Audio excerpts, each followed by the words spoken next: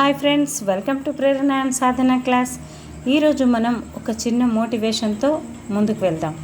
అయితే ఒక చిన్న మొక్కను మనం నేలలో పెట్టినప్పుడు అది మట్టి నుంచి లోపలికి తన వేర్లను లోపలి వరకు పంపించి ఎన్నో పోషక పదార్థాలను అలాగే నీటిని ఎంతో కష్టంగా అందుకొని ఏపుగా పైకి కొద్ది కొద్దిగా పైకి రావడం అనేది ప్రారంభిస్తుంది. అలా వచ్చిన తను ఎన్నో స్ట్రగుల్స్ చేస్తూ లోపల చాలా స్ట్రగుల్స్ చేస్తూ పైకి రావడం జరుగుతుంది. అంటే అలాగే పుష్పాలను అంటే పువ్వులను, పండ్లను, కాయలను, కూరగాయలను ఎన్నో రకాలుగా అదేవిధంగా మన జీవన ఆధారమైన ఆక్సిజన్ను మనకిచ్చి కార్బన్ డైఆక్సైడ్ను తను తీసుకుంటుంది. ఫ్రెండ్స్, ఇంత చిన్న మొక్క ఎంతో ఎదిగి ఎంతోమందికి సహాయపడుతుంది. మరి మనం ఒక మంచి వృత్తిలోకి వెళ్ళాలి అంటే మనం కూడా ఇప్పుడు స్ట్రగుల్ చేస్తేనే మన భవిష్యత్తు అనేది బాగుంటుంది. ఈ మొక్క ద్వారా మనం ఎంతో నేర్చుకుంటాము అని ఆశిస్తూ ఈరోజు మన క్లాస్లో ధ్రువ ప్రాంతాలు, వీరు కూడా అంతే ఫ్రెండ్స్, చాలా కష్టపడుతూ ఉంటారు. వీళ్ళు ఉత్తర ధ్రువ ప్రాంతంలో ఉంటారు. ఈ ఉత్తర ధ్రువ ప్రాంతంలో ఉండే వాళ్ళను ఎస్కిమోలు అనడం జరుగుతుంది. 8th క్లాస్లో ఉన్న ఈ ధ్రువ ప్రాంతాలు లెసన్ని 4th lesson 8th class friends, మీ అందరికీ అర్థమయ్యేలాగా దీన్ని వివరిస్తాను ఇప్పుడు. అయితే ఉత్తర ధ్రువం, దక్షిణ ధ్రువం అనేది ఉంటుంది. ఈరోజు మనం ఉత్తర ధ్రువ ప్రాంతం గురించి తెలుసుకుంటున్నాం. ఇక్కడ నివసించే వాళ్ళను ఎస్కిమోలు అంటారు. ధ్రువ ప్రాంతం వేరే రంగులో ఇక్కడ చూపబడి ఉంది ఫ్రెండ్స్, చూడండి. ఇక్కడ 90 డిగ్రీస్ ఉత్తర ధ్రువంలో ఉన్నదాన్ని ఎస్కిమోలు అంటారు. ధ్రువ ప్రాంతంలో ఉన్న ఖండాల ఉత్తర భాగాలను టండ్రా ప్రాంతం అని అంటారు. టండ్రా అంటే చాలా చలిగా ఉండే ప్రాంతం అనే అర్థం, అంటే మంచుతో కూడుకున్నది అని అర్థం. టండ్రా ప్రాంతం చాలా తక్కువ సూర్యకాంతి పడుతుంది కాబట్టి ఇక్కడ ప్రత్యేకమైన మొక్కల రకాలు ఉంటాయి. దీనిని టండ్రా వృక్షజాలం అంటారు. తీవ్రమైన చలి, టండ్రాలో కాలాలు ఎలా ఉంటాయి మరి? చాలా చల్లగా ఉంటుంది, ఎందుకంటే సూర్యరశ్మి చాలా ఏటవాలుగా పడుతుంది కాబట్టి కొన్ని రోజుల పాటు సూర్యుడు అనేది ఉదయిస్తాడు, కొన్ని రోజుల పాటు అస్తమిస్తాడు. కానీ టండ్రా ప్రాంతంలో ఇలా జరగదు. నవంబరు, డిసెంబరు, జనవరి నెలలో సూర్యుడు అసలు కనబడడు, అసలు ఉదయించడు. కాబట్టి చాలా చీకటిగా ఉంటుంది. టండ్రాలో ఇది చాలా చలికాలం అన్నట్టు. ఈ నెలల్లో చలి చాలా తీవ్రంగా ఉంటుంది. చాలా చలిగా ఉన్నప్పుడు నీళ్లు గడ్డ కట్టి మంచుగా మారతాయి. మొత్తం ఎక్కడ చూసినా నదులలో, చెరువులలో, చుట్టుపక్కల చూసినా కానీ మొత్తం మంచుతో కప్పబడి ఉంటుంది. తీవ్రమైన చలి, చీకటి, నీళ్లు గడ్డ కట్టడం వంటి కారణాల వల్ల మొక్కలన్నీ చనిపోతాయి. పక్షులు, జంతువులు కూడా వేరే ప్రదేశాలకు వెళ్ళిపోతూ ఉంటాయి. వలస వెళ్ళడం అనేది జరుగుతుంది. నిర్జనంగా, నిర్మానుష్యంగా ఇక్కడి ప్రాంతం అనేది మారుతుంది ఫ్రెండ్స్. అదేవిధంగా మరి వేసవి కాలం అలా ఎలా ఉంటుంది? అంత చీకటిమయమైన చలికాలంలో మెల్లిమెల్లిగా సూర్యుడు రోజుకు 1 గంట చొప్పున, 2 గంటల చొప్పున మారుతూ చివరికి 24 గంటల సేపు రోజంతా ఉదయిస్తూనే ఉంటాడు. ఈ విధంగా ప్రకాశిస్తూనే ఉంటాడు. మే నుంచి జూలై వరకు 3 నెలల పాటు సూర్యుడు అస్సలు అస్తమించడు. దీన్నే వేసవి కాలం అంటారు. క్షితిజం అంటారు. భూమి, ఆకాశం కలిసినట్టు అనిపించే ప్రదేశాన్ని క్షితిజం లేదా దిగ్మండలం అంటారు. హారిజాన్ అంటారు ఫ్రెండ్స్ దీన్ని ఇంగ్లీష్లో. అసలు వేడెక్కదు. ఎండాకాలం అయినప్పటికీ అక్కడ వేసవి అనేది వేడెక్కినట్లుగా ఉండదు. మనకి ఇక్కడ చలికాలం ఎలా ఉంటుందో అక్కడ వేసవి కాలం అలా ఉంటుంది. చలికాలం మాత్రం వాళ్ళకి చాలా భయంకరమైన చలిగా ఉంటుంది. ఈ విధంగా వేసవి కాలంలో మంచు అనేవి కరిగి ఐస్ బర్గులు అనేటివి ఏర్పడుతూ ఉంటాయి. శీతాకాలంలో నీరు గడ్డకట్టి నిర్జనంగా మారిన ప్రదేశం వేసవిలో రంగులు అలుముకొని సజీవంగా మారుతుంది. వేసవి రావటంతో అంతటా రంగురంగుల పూల మొక్కలు, నాచు, గడ్డి పొదలు పెరుగుతాయి. వీటి పూలు, పళ్ళు అనేక రంగుల్లో ఉంటాయి ఫ్రెండ్స్. వీటిని తినడానికి అనేక పక్షులు, జంతువులు మళ్ళీ తమ ప్రాంతాలకు రావడం జరుగుతుంది. ఈ విధంగా ఇక్కడ వృక్షజాలం చాలా చలిగా ఉంటుంది కాబట్టి ఇక్కడ నేలపై పొర సంవత్సరం పొడవునా రాయిలాగా గడ్డ కట్టుకొని ఉంటుంది. దీన్నే ఫాస్ట్ అనడం జరుగుతుంది. శాశ్వతంగా గడ్డ కట్టుకుపోవటం అని అర్థం. చాలా తక్కువ మట్టి ఉంటుంది కాబట్టి కొన్ని చిన్న మొక్కలు మాత్రమే ఇక్కడ పెరుగుతాయి. కానీ నేల గట్టిగా ఉండడం వల్ల పెద్ద చెట్లు పెరగడం అనేది చాలా కష్టంగా ఉంటుంది. ఇక్కడ అధిక భాగం ఎటువంటి చెట్లు కూడా లేకుండానే ఉంటుంది. టండ్రా ప్రాంతపు ప్రజలు ఎస్కిమోలు. ఇందాక చెప్పుకున్నాం మనం ఉత్తర ప్రాంతంలో నివసించే వాళ్ళను ఎస్కిమోలు అంటాం. అయితే వీళ్ళు ఎక్కడెక్కడ ఉంటారు? గ్రీన్లాండ్, కెనడా, అలస్కా, సైబీరియాలలో చెల్లాచెదురుగా చిన్న చిన్న నివాస ప్రాంతాల్లో వీళ్ళు ఉండడం జరుగుతుంది. అయితే ఇక్కడ ఎస్కిమో అన్న పదానికి ఎక్కువ మంది అంగీకరించే అర్థం మంచు బూట్ల వ్యక్తి అనే అర్థం. మంచు బూట్ల వ్యక్తి అని అర్థం. ఎస్కిమోలుగా పిలువబడే వారిలో 2 ప్రధాన బృందాలు ఉంటాయి, ఇన్యూయిట్, యూపిక్. ఇవి 2 బృందాలు ఫ్రెండ్స్, చాలా బాగా గుర్తుపెట్టుకోండి. ఇన్యూయిట్ అంటే ప్రజలు లేదా అసలు ప్రజలు అని అర్థం. సైబీరియా ప్రస్తుతం ఉత్తర ఆసియాలోని రష్యాలో ఉంది. దీని నుంచి వచ్చిన వాళ్ళ వారసులే ఎస్కిమోలు. మరి ఈ ఎస్కిమో భాషను వేల సంవత్సరాలుగా మాట్లాడుతూ ఉంటారు, కానీ దీనికి ఇటీవలి కాలం వరకు లిపి అనేది ఏర్పడలేదు. ఇందులో ప్రధానంగా 3 భాషలు ఉన్నాయి, అల్యూయిట్, యూపిక్, ఇన్యూపిక్. ఉత్తర అలస్కా నుంచి గ్రీన్లాండ్ వరకు దీన్ని మాట్లాడుతూ ఉంటారు. ఈ విధంగా నైరుతి ప్రాంతంలో అలస్కాలో, సైబీరియాలో కూడా యూపిక్ అనేది మాట్లాడతారు. 5000 సంవత్సరాల క్రితం ఆసియా నుంచి బేరింగ్ జలసంధి వాటి దాటి ఎస్కిమోలు మొదటిసారి ఉత్తర అమెరికాలోనికి ప్రవేశించడం జరిగింది. అనతి కాలంలోనే వాళ్ళు కెనడాకి, గ్రీన్లాండ్కి కూడా విస్తరించడం జరిగింది. ఈ విధంగా సైబీరియాలో 2000 మంది, అలస్కాలో 30,000 మంది, కెనడాలో 32,500 మంది, గ్రీన్లాండ్లో 43,000 మంది ఎస్కిమోలు నివసిస్తూ ఉన్నారు. ఉత్తరాన అడవుల అంచుల్లో కొన్ని ఎస్కిమో బృందాలు ఉన్నాయి, కానీ చాలామంది అడవులకు ఉత్తరాన ఉన్న చెట్లు లేని టండ్రా ప్రాంతంలో, ఆర్కిటిక్ మైదానాల్లో వీరు ఉంటున్నారు ఫ్రెండ్స్. సామూహిక జీవనం, వీరందరూ కూడా సామూహిక జీవనం గడుపుతూ బృందాలుగా వెళ్ళడం జరుగుతుంది. 500 కంటే ఎక్కువ జనాభా అనేది ఇక్కడ ఉండడం అనేది జరుగుతుంది. ఉత్తర అలస్కా తీరంలో, తూర్పు ప్రాంతంలో, గ్రీన్లాండ్, బాఫిన్ దీవి, లాబ్రడార్లలో కూడా వీళ్ళు నివసిస్తూ ఉంటారు. సాధారణంగా ఒక బృందం 25 నుంచి 45 మంది అనేది ఉంటారు. ఈ తూర్పు బృందాలు కాలానుగతంగా కార్యక్రమాల్లో ముడిపడి సంవత్సరం అంతా ఒక చోటు నుంచి మరొక చోటికి సంచార జీవనం అనేది గడుపుతూ ఉంటారు. వీళ్ళ వృత్తి ఏంటి మరి?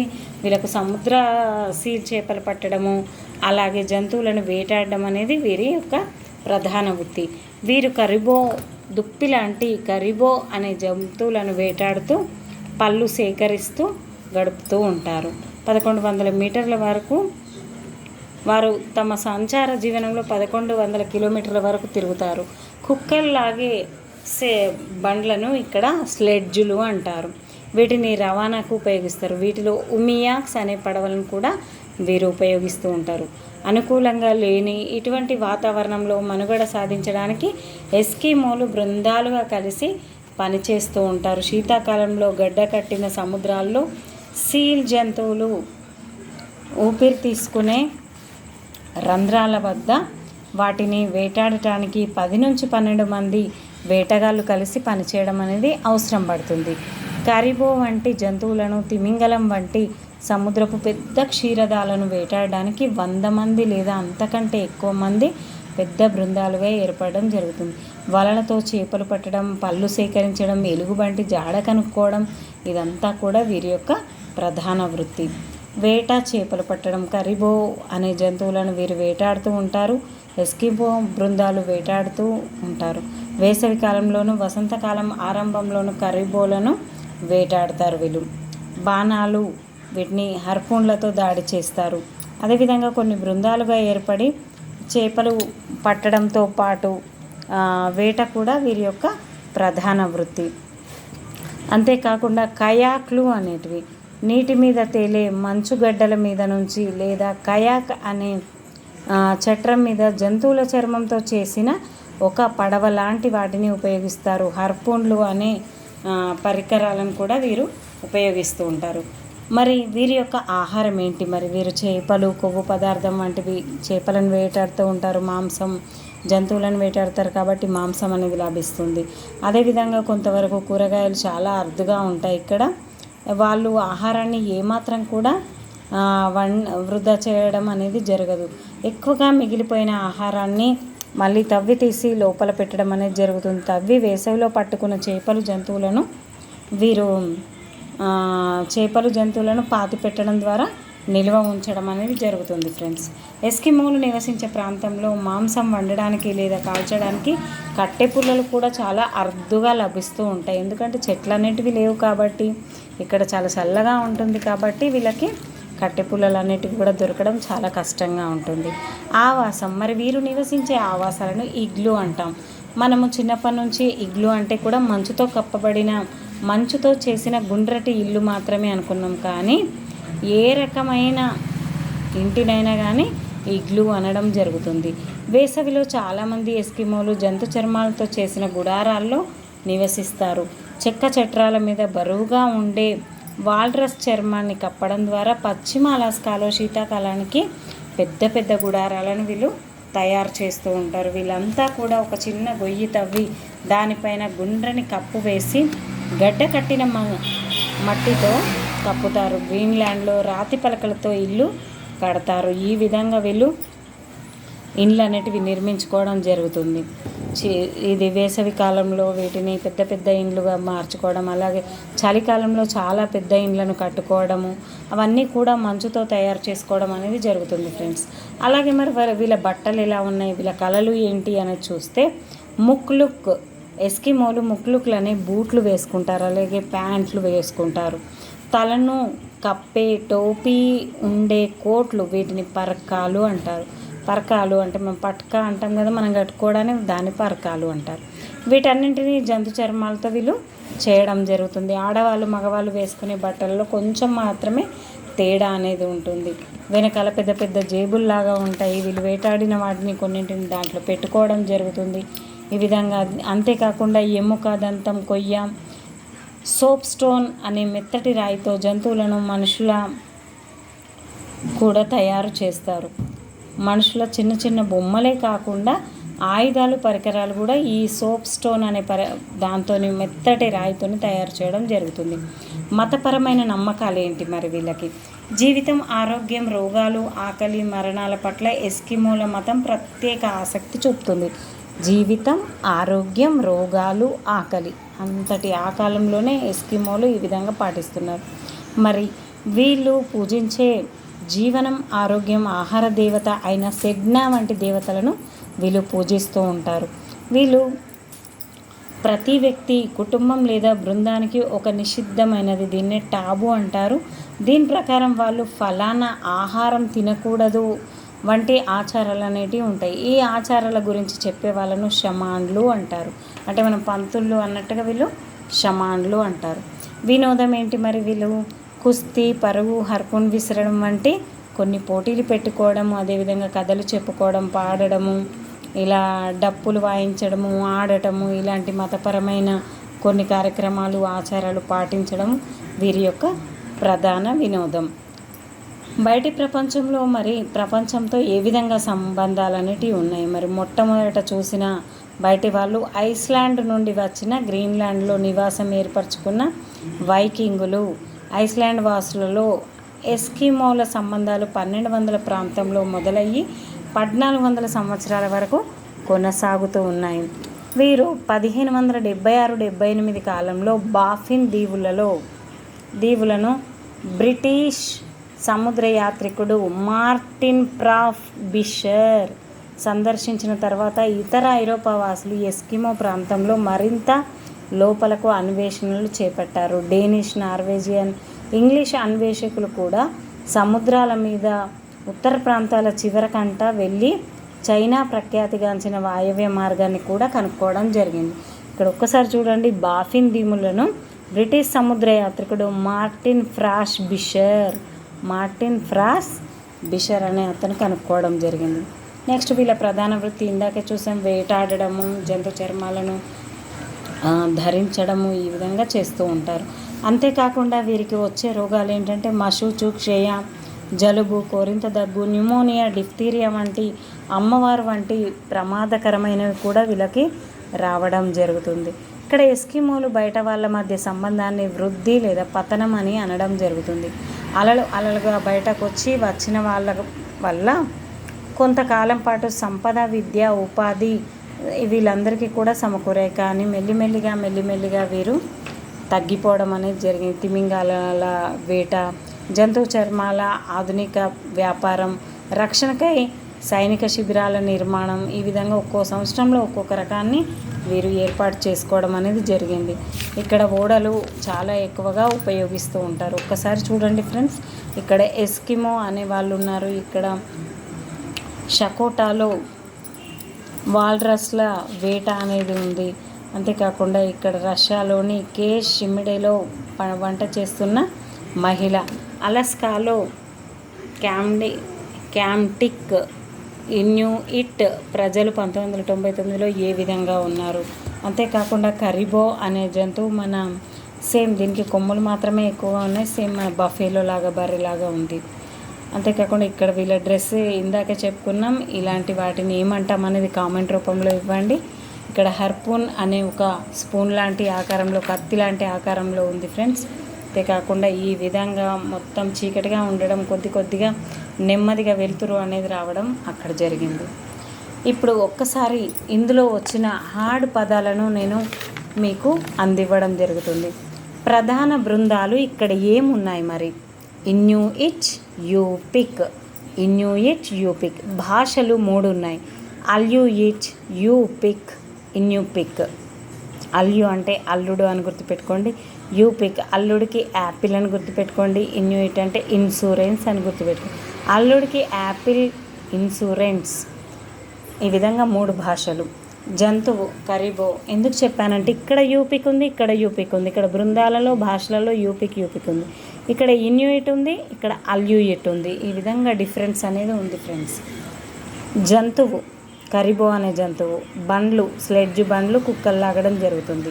పడవలు ఉమియాక్స్. ఇక్కడ చెక్క చట్రం మీద జంతువుల చర్మంతో చేసిన ఒక రకమైన పడవను కయాక్ అంటారు. ఇక్కడ దీన్నేమో ఉమియాక్స్ అంటారు, వీటిని కయాక్స్ అంటారు. ఇక్కడ వాడే పరికరం హర్పూన్స్. చర్మం ఏమో వాల్రస్తో చేసింది. బూట్లు అంటే ముక్లుక్. ఆహార దేవత ముక్లుక్ అంటే ముఖం అనేది లుక్ బాగుంటుంది, బూట్లు మనం వేసుకుంటే లుక్. ఆహార దేవతనేమో సెడ్నా. తలను కప్పి టోపీ ఉండే కోట్లనేమో పర్కాలు. మనం పట్కాలాగా కట్టుకుంటాం కదా, పర్కాలు. టోపీ ఉండేటట్టుగా ఇందాక నేను పిక్చర్లో చూపించాను, అలాంటి వాటిని పర్కాలు అంటారు. ఆశ్రయం ఇగ్లూ అంటే కేవలం మంచుతో చేసిన గుండ్రటి ఇళ్ళను మాత్రమే అనము. ఇతర రకాలైనటువంటి వేరే రకాలను కూడా ఇగ్లూ అనడమే జరుగుతుంది. సోప్ స్టోన్ అనే మెత్తటి రాయితో జంతువు చర్మాల చిన్న బొమ్మలు, ఆయుధాలు అనేటివి, పరికరాలు అనేటివి చేస్తారు సోప్ స్టోన్ ద్వారా. నిషిద్ధమైనది టాబు. ఫలానా ఆహారం తినకూడదు అనే ఆచారం. ఈ ఆచారాలు నిర్వహించే వారిని షమాన్లు అంటారు. అర్థమయ్యే ఉంటుంది ఫ్రెండ్స్. నేను షార్ట్కట్గా ఇందులో వచ్చిన ఇంపార్టెన్స్ అన్నీ కూడా దీంట్లో ఇవ్వడం జరిగింది. ఒకసారి మీరు దీన్ని స్క్రీన్ షాట్ తీసుకొని ఫాలో అవ్వండి ఫ్రెండ్స్. Thank you everyone. నా ఛానల్కి చాలా సపోర్ట్ చేస్తున్నారు. ఎవరెవరైతే సపోర్ట్ చేస్తున్నారో వారందరికీ ప్రత్యేక ధన్యవాదాలు తెలుపుతూ, మీ అందరికీ కూడా జాబ్స్ రావాలని ప్రతి క్లాస్లో కూడా నేను కోరుకుంటూ ఒక మోటివేషన్ క్లాస్ని ఇస్తున్నాను ఫ్రెండ్స్. మీరందరూ కూడా యూటిలైజ్ చేసుకొని మీరు భవిష్యత్ తరాలకు మనం చేసే ఈ ప్రయత్నం ఏ విధంగా అయితే చేస్తున్నామో మన స్టూడెంట్స్కి కూడా ఇలాంటి కష్టాలను చెబుతూ వాళ్ళను ముందుకు వెళ్ళేలాగా ధైర్యాన్ని నింపుతూ ఉండాలని ఆశిస్తూ ఇంతటితో ఈ క్లాస్ని ముగిస్తూ నెక్స్ట్ క్లాస్లో మళ్ళీ కలుస్తాను ఫ్రెండ్స్. Keep smiling. అంతేకాకుండా నా ఛానల్ని లైక్, షేర్ చేస్తారని ఆశిస్తూ బాయ్ ఫ్రెండ్స్.